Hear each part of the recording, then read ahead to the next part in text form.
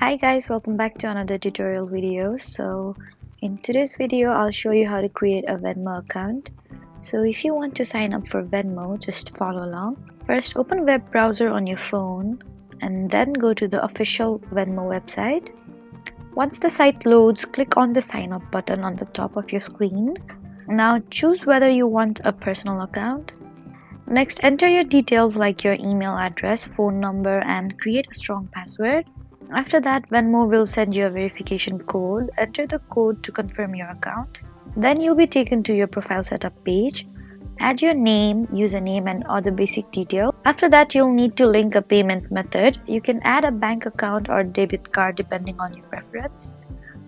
Once everything is completed, your Venmo account will be ready to use.